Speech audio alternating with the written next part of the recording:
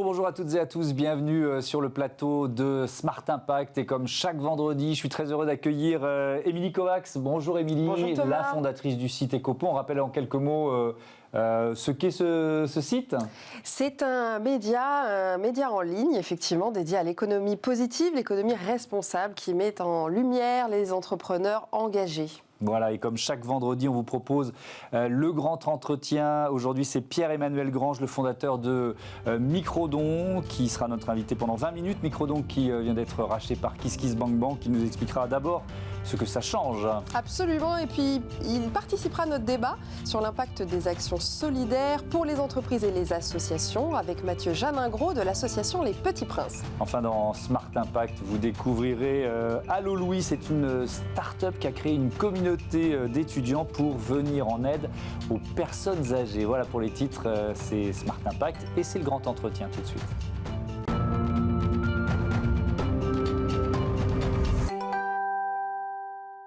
L'invité de notre grand entretien est Pierre-Emmanuel Grange. Bonjour. Bonjour. Bonjour, Merci bienvenue. d'être avec nous aujourd'hui. Vous êtes en 2009 le cofondateur avec Olivier Cueil de Microdon. Microdon, entreprise sociale agréée ESUS pour entreprise solidaire d'utilité sociale. Filiale, on l'a dit, du groupe KissKissBankBank depuis juillet dernier. Est-ce que vous pouvez nous présenter Microdon ? Alors, Microdon, c'est en effet une entreprise sociale. Une entreprise sociale, c'est quoi? C'est une organisation qui a un modèle économique au service d'un impact social. Nous, notre impact social, c'est celui d'aller chercher des nouvelles ressources pour les associations, pour l'intérêt général, pour des fondations d'entreprises, pour des fondations... Et c'est cette idée de collecter de l'argent, mais aussi du temps.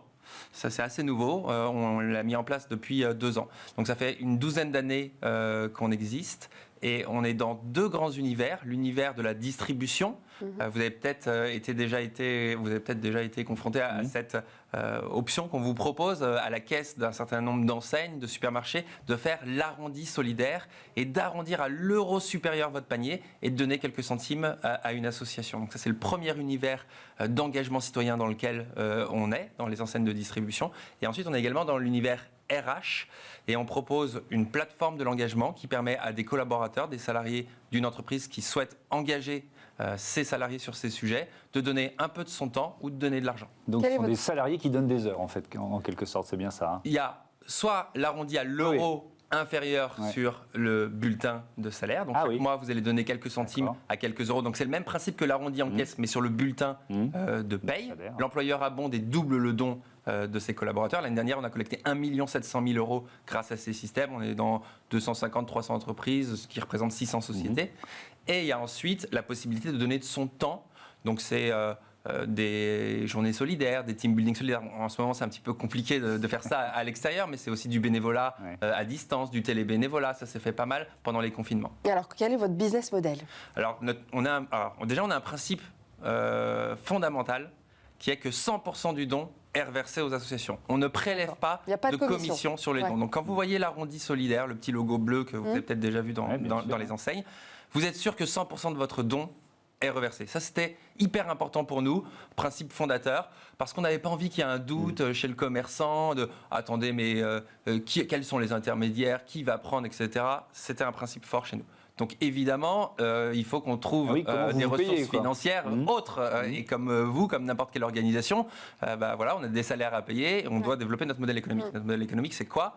C'est de vendre des prestations de services à des entreprises pour avoir accès à nos technologies, à nos outils, gérer la relation avec les associations, téléparamétrer des campagnes. Vous voyez par exemple dans des grandes enseignes de distribution alimentaire, on gère des parcs de plusieurs centaines, milliers de terminaux de paiement électronique. Et ça, il faut pouvoir, à distance, se connecter au serveur de Monétique, les téléparamétrer et dire, voilà, on va faire une campagne dans cette région, ce sera tel assaut, dans cette autre région, ce sera tel assaut. Donc c'est une campagne de télépaiement alors, c'est ça? C'est des campagnes de télédons. Télédon. De Télédon, voilà. En fait, je ne sais pas si vous l'avez vu, mais la proposition d'arrondi solidaire, maintenant, elle est sur le terminal de paiement électronique. Ouais, c'est la machine qui vous dit est-ce que vous voulez arrondir à l'euro supérieur. Vous faites bouton non rouge discrètement, vous n'avez pas envie.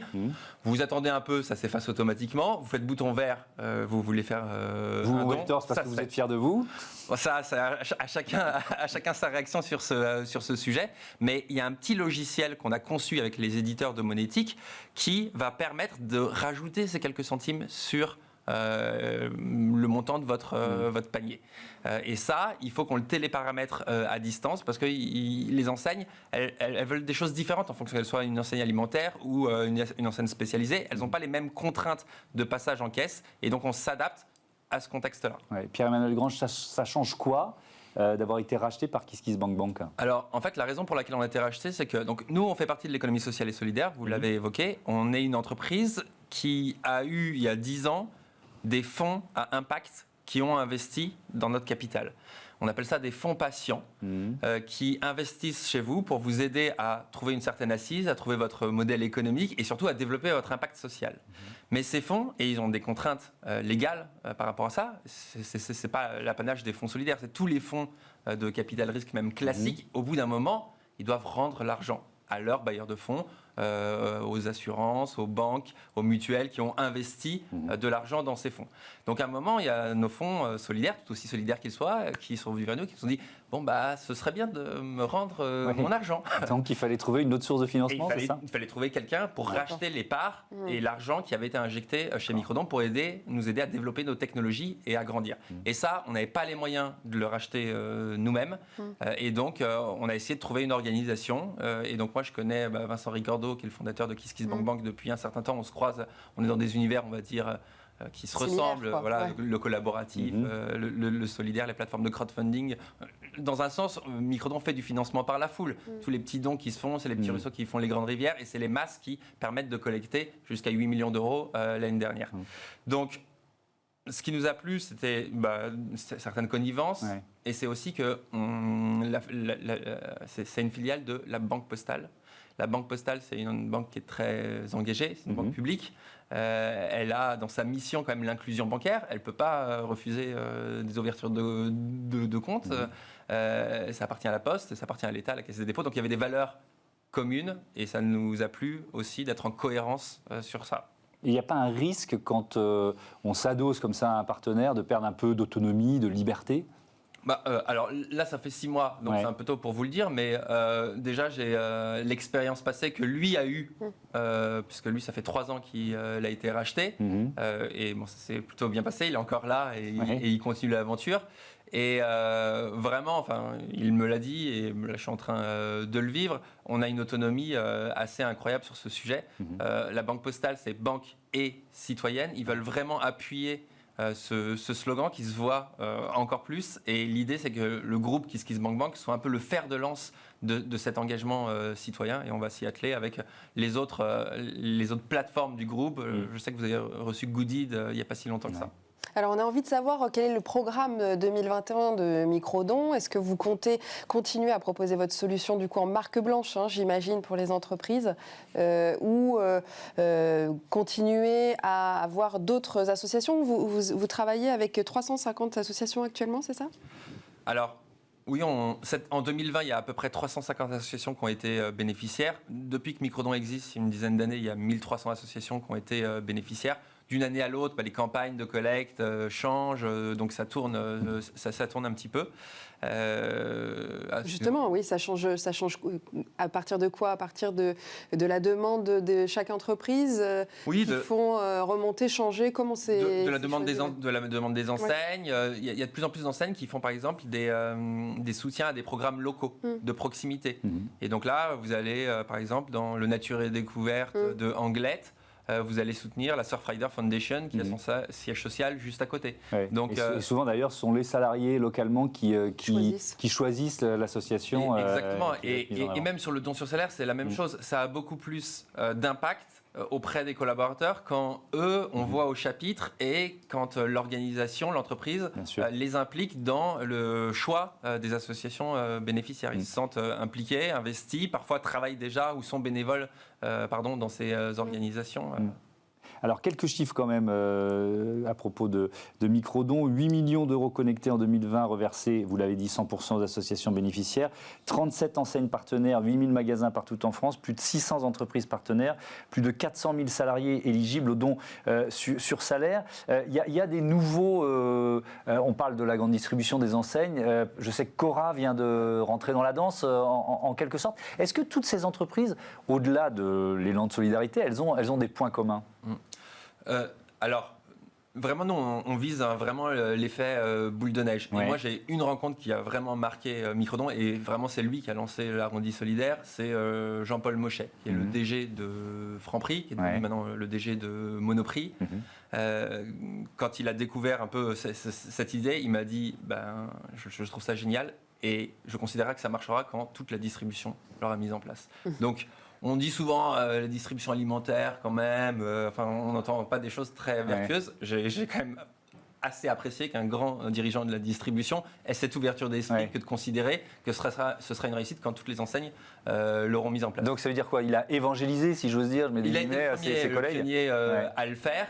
Et ensuite, oui, ça a contribué à évangéliser. Maintenant, il y a 37 enseignes. Mais on a encore beaucoup de boulot à faire. Les très gros de l'alimentaire, les Carrefour, les Auchan, les Intermarchés, les Leclerc, ils ne nous ont pas encore rejoints. Donc, petit appel si, évidemment, il y en a certainement, il doit y avoir des directeurs RSE qui nous regardent. Ça va leur coûter quelque chose ? Parce que c'est vrai qu'ils se disent ça aussi. Quel est le frein, du coup ? Oui, ça va leur coûter quelque chose parce qu'on ne prend pas sur les dons. Alors, évidemment, il y en a qui essayent de nous dire non, mais là, je vous mets au meilleur endroit à la caisse. Vous avez qu'à vous servir sur les dons. Et nous, on dit, non, nous, on veut pas. C'est dur de dire non à la grande distribution. Ils n'ont pas trop l'habitude qu'on leur dise non. Mais nous, on est solide, droit dans nos bottes, comme on dit. Et on veut pas déroger à notre modèle de 100% RVC. On leur dit, non, il va falloir payer. Mais c'est vrai que c'est pas évident de les faire payer. Et de plus en plus, on arrive à intéresser d'autres parties prenantes, des sponsors qui vont nous aider à financer le déploiement, la mise en place de l'arrondi solidaire. Vous évoquiez le cas de Cora, ça a été le cas avec Mastercard. Mastercard a été le sponsor qui nous a aidé à financer, à déployer le dispositif de l'arrondi solidaire chez Cora. Et ça, c'est sur ces mécaniques-là qu'on va aller chercher d'autres anciens. Et oui, vous ne voulez pas trop payer ? Bon, alors, et on a trouvé des sponsors, donc ça coûte moins cher. Ou est-ce qu'on peut en reparler ? Donc voilà. Donc l'argent n'est plus un problème maintenant en s'adressant aux grandes enseignes. On peut trouver des sponsors. L'argent n'est plus reparlons-en. Voilà, c'est ça. Si vous trouvez le sponsor. Bon, allez, on va passer au débat et on va ouvrir la parole à l'une des associations que vous aidez qui bénéficient du Microdon, les Petits Princes.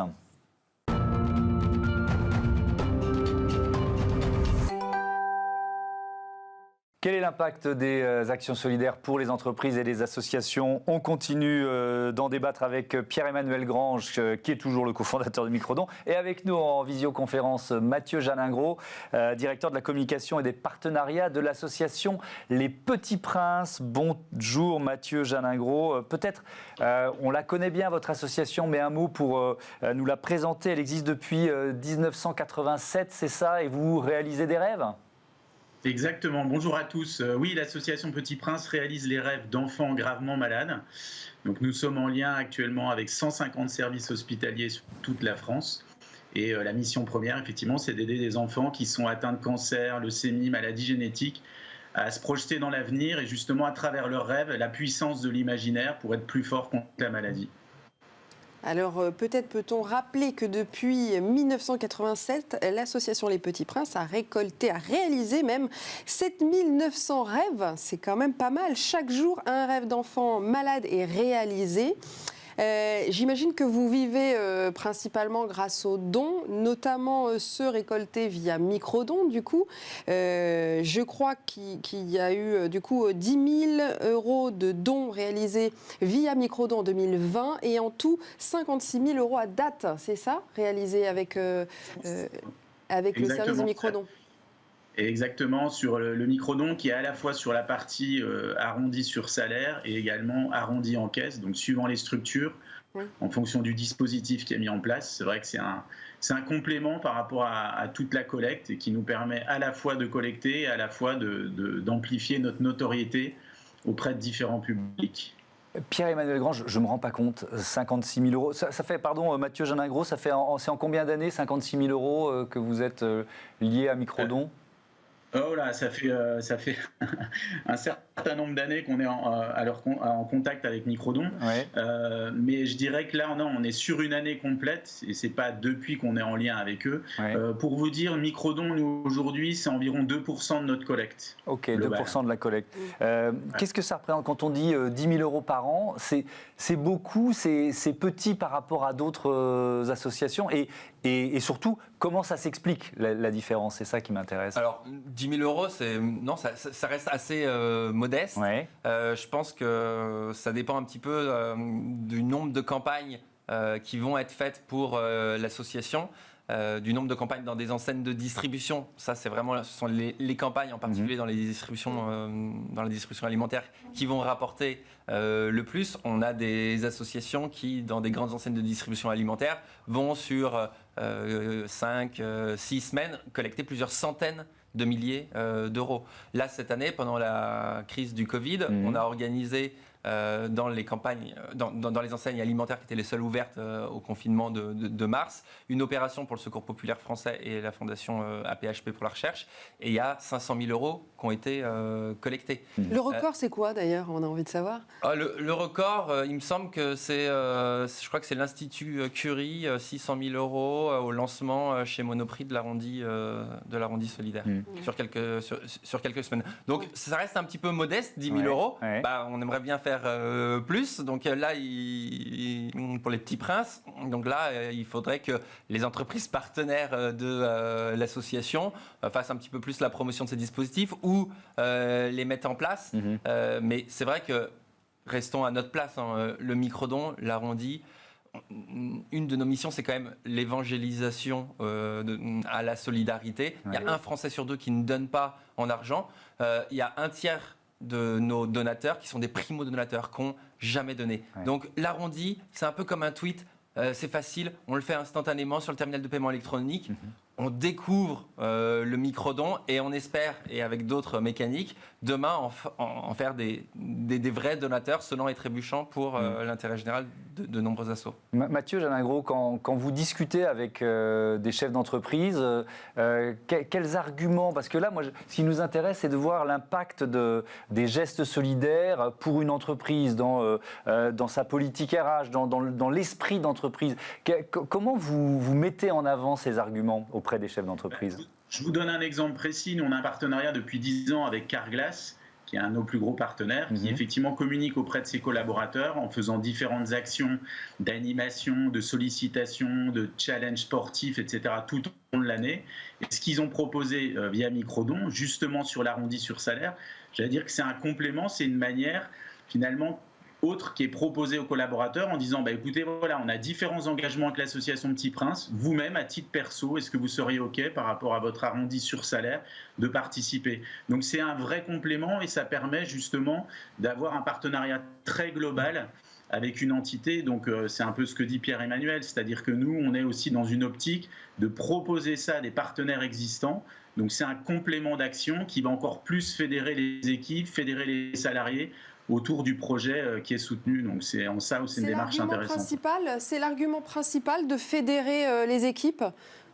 Ça a énormément augmenté depuis 10 ans. Nous, l'association Petit Prince, ça fait une vingtaine d'années qu'on participe avec notre levier principal de collecte et le monde de l'entreprise.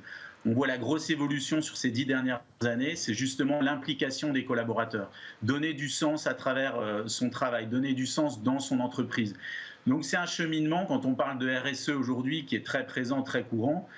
On voit ce cheminement et c'est très, très positif dans le sens où les entreprises ont envie que leurs collaborateurs s'impliquent. Donc il y a différentes manières, ça peut être du mécénat de compétences, bénévolat de compétences, mais aussi l'arrondi sur salaire en fait partie. Et ça crée une dynamique en interne et ça devient un vrai projet d'entreprise. Quand vous dites un rêve par jour, c'est quoi les prochains rêves là, qui doivent se réaliser dans la semaine ou dans les jours qui viennent?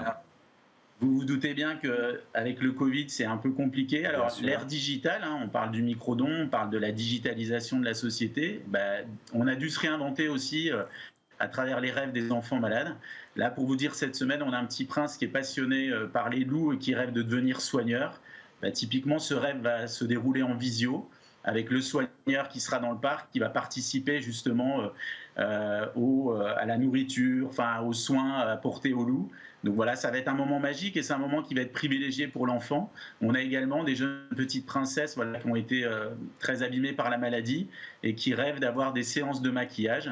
Donc là, un de nos partenaires, notamment La Roche-Posay, qui va mettre à disposition des formateurs. Donc c'est un rêve qui a eu lieu la semaine dernière, d'une formatrice qui, le matériel a été envoyé en amont à l'enfant et on va via la visio, réaliser un rêve en direct où cette petite princesse, cette jeune ado, va pouvoir assister et se former au maquillage. Alors là, c'est une histoire très touchante, en plus que c'est une petite princesse qui a une maladie génétique et qui a du mal à utiliser ses bras. Et c'est sa maman qui va participer, qui a participé justement aussi à cette aventure. Donc ça devient un projet, un rêve familial d'une certaine manière. Donc oui, on continue à œuvrer. Évidemment, la période est plus complexe. Bien sûr, et justement, Pierre-Emmanuel Grange, est-ce que l'année Covid a fait baisser les dons, l'élan de solidarité des Français, notamment avec l'Arrondi, ou est-ce que finalement vous réussissez quand même à bénéficier encore de solidarité? Alors sur l'ensemble des dons, je pense que Mathieu pourra peut-être plus répondre que moi. Non, mais à votre niveau? À notre niveau, sur ce qui concerne l'Arrondi solidaire, évidemment, ça a été impactant dans la mesure où l'arrondi solidaire, il ne peut pas y avoir de campagne si les enseignes sont fermées. Bien sûr. Et donc, il y a eu 2 confinements et il y a beaucoup d'enseignes de distribution spécialisées qui ont été fermées, donc on n'a pas pu faire de campagne. Et vous ne le faites pas en ligne, du coup? On le fait un petit peu en ligne, mais même si le e-commerce, c'est sont des taux de croissance incroyables, aujourd'hui, le volume, il est quand même dans la distribution physique. Si vous comparez, c'est pas très comparable. Oui, mais c'est pas incompatible de se mettre sur ce marché-là. On le fait de temps en temps, mais vous voyez, par exemple, chez Nature et Découverte, on le fait. Ouais. Mais en volume, ça représente un magasin. L'impact sera moins important. L'impact n'est pas... peut-être que dans quelques années, on fera tous que des achats en ligne, et ensuite on fera que du click and collect, etc. Et donc là, il va falloir qu'on s'adapte à ces sujets. On ne paiera plus sur des terminaux de paiement électronique. La monétique, c'est quelque chose qui est en train d'évoluer très rapidement. Donc, ça a été une année avec quand même 15% de croissance versus 2019, mais en 2019, on a eu autant d'actes de dons que dans les 9 années précédentes. Donc ça a un petit peu quand même arrêté cette courbe exponentielle qu'on avait sur les arrondis solidaires. Mais voilà, on compte bien repartir de plus belle en 2021, peut-être à partir de mi-2021, 2022, avec des déploiements, on l'espère, dans des enseignes de distribution alimentaire. Et là, il y a vraiment des potentiels de plusieurs dizaines de millions d'euros collectés. Juste pour rebondir sur ce que Mathieu disait, ce qui intéresse aussi les entreprises avec ce dispositif d'arrondi solidaire, c'est qu'elles ont des fondations, elles ont des politiques mécénat. Et grâce à ces mécaniques, on peut aller dans les moindres recoins de l'entreprise et diffuser la stratégie sociétale des entreprises. Tout le monde est au courant parce qu'on est au contact de l'arrondi. Merci beaucoup. Merci. Pierre-Emmanuel Grange. Merci Mathieu Janingro. Et à bientôt sur Bismart. Allez, tout de suite, c'est l'heure de Smart Ideas. Allô Louis. Smart Ideas avec BNP Paribas. Découvrez des entreprises à impact positif.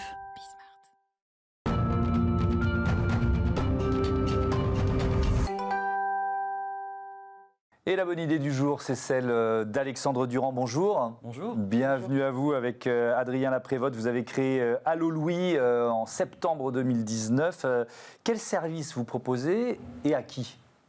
Alors chez Allô Louis, on connecte des seniors et des étudiants pour des petits coups de main rémunérés. L'idée, c'est d'apporter une solution de prévention à la perte d'autonomie qui va mettre à profit la richesse du lien intergénérationnel. Donc ces petits coups de main, en fait, sont des besoins qui ne nécessitent pas d'expertise particulière. Ça va être de l'aide informatique, une livraison de courses, se faire accompagner chez le médecin. Et donc on va faire appel pour cela à des étudiants qui, eux, ne sont pas experts, mais qui vont intervenir parce que envie aussi de se sentir utile et de s'investir auprès de leurs aînés. C'est des mini-services, d'ailleurs c'est le terme que vous employez.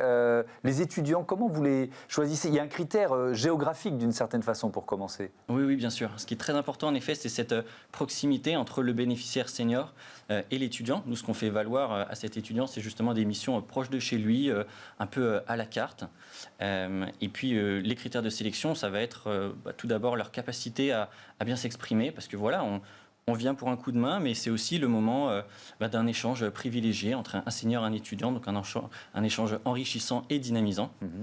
Et puis sélectionner aussi pour leur volonté en fait, de s'investir auprès de ces seniors.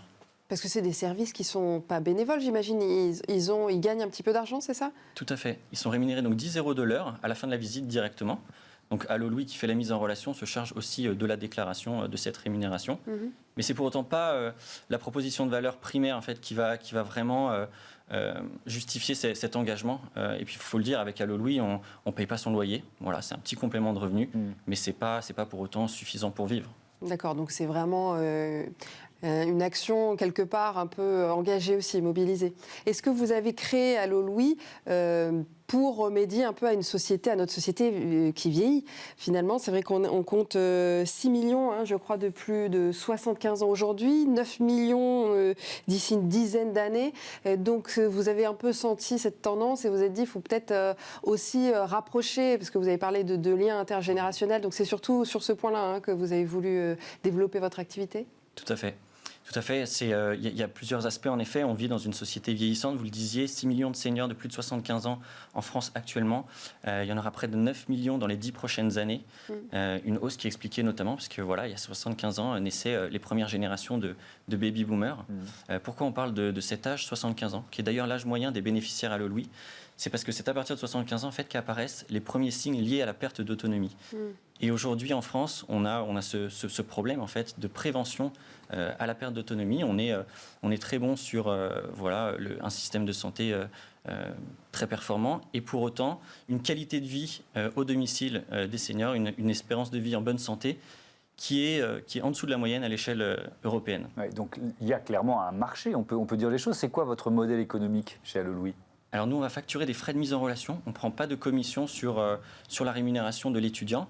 On a des formules, donc une formule pour une mise en relation, une visite à 12 € par exemple. Donc ça, c'est la personne âgée qui paye 12 €. Okay, exactement. Un abonnement à 15 € pour 2 mises en relation dans le mois.